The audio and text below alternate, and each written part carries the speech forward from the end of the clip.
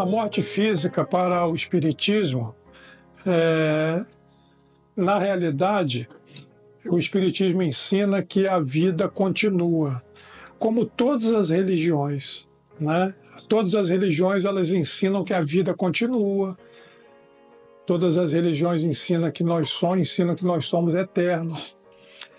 Porém, o espiritismo ele tem uma visão mais ampla dessa continuidade da existência após a morte. Não era a intenção de Deus que nós morrêssemos, é um fato importante.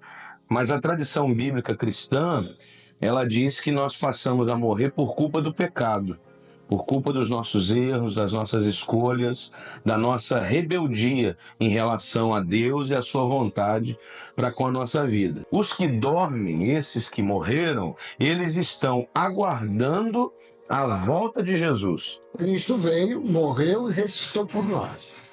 Então nós acreditamos nisso, nós católicos, eu acredito, e a igreja acredita. Por isso nós pregamos a ressurreição de Cristo, venceu a morte. Ele morreu na cruz, né? Por isso São Paulo pergunta, ó morte, onde está a tua vitória?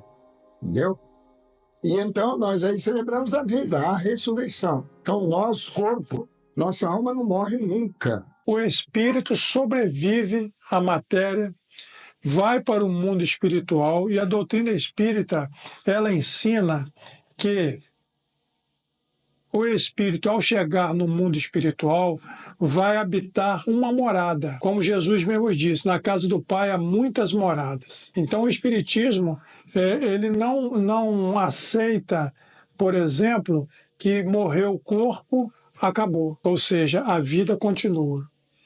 Nós tivemos aí recentemente no cinema o filme Nosso Lar, né, que é a instituição que existe no mundo espiritual que abriga os espíritos que partem da Terra. Então, para nós, para a doutrina espírita, a vida continua, nós continuamos progredindo e nos preparando para uma nova existência, porque a doutrina espírita é uma doutrina reencarnacionista.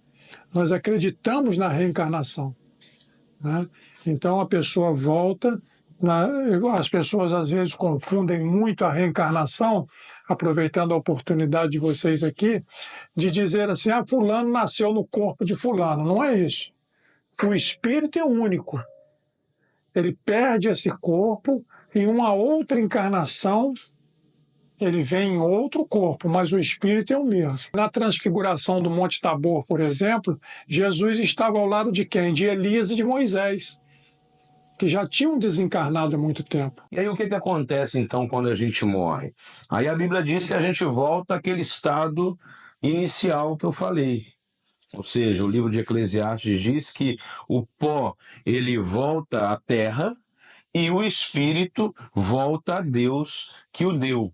E aí a Bíblia ela vai nos usar a expressão sono durante 54 vezes. Durante 54 vezes aparece essa expressão, nos dando a ideia de que depois que morremos, ficamos num estado de sono, de sonolência. Ela fala de um sono profundo, em que não há consciência e que todos os sentimentos eles deixam de existir. Então, Tessalonicenses, um texto do apóstolo Paulo, onde ele diz, irmãos, não queremos que vocês sejam ignorantes quanto aos que dormem, para que não se entristeçam como os outros que não têm esperança. Se cremos que Jesus morreu e ressurgiu, cremos também que Deus trará, mediante Jesus e juntamente com ele, aqueles que nele dormiram.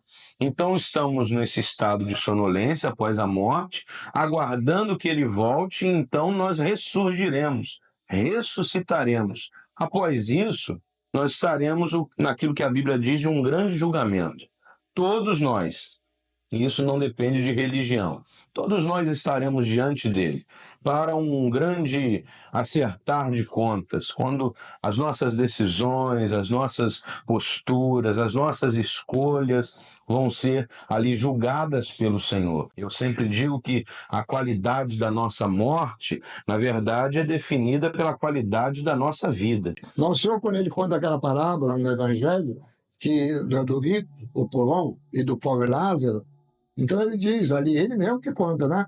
Os dois viviam, o rico pulão vivia no apogeu, Lázaro vivia ali na casa dele, na mesa, comendo as migalhas que caíam da mesa, entendeu? E o Polão não dava bola. Aí os dois morreram. O Polão foi pro abismo, né? E Lázaro foi para o seio de Abraão. Um dia ele grita: pai Abraão, manda Lázaro molhar a ponta da minha língua, porque ela queima em fogo, a ausência do amor. Aí Abraão diz: há um abismo entre você e Lázaro, nem você pode ir lá, nem Lázaro ir aí. Para dizer então que não existe reencarnação. Ninguém morre para reencarnar no outro, lá no neto, no bisneto, entendeu? Então ali você vê que aí nosso Deus já fala, Abraão já fala em nome de Deus em ressurreição.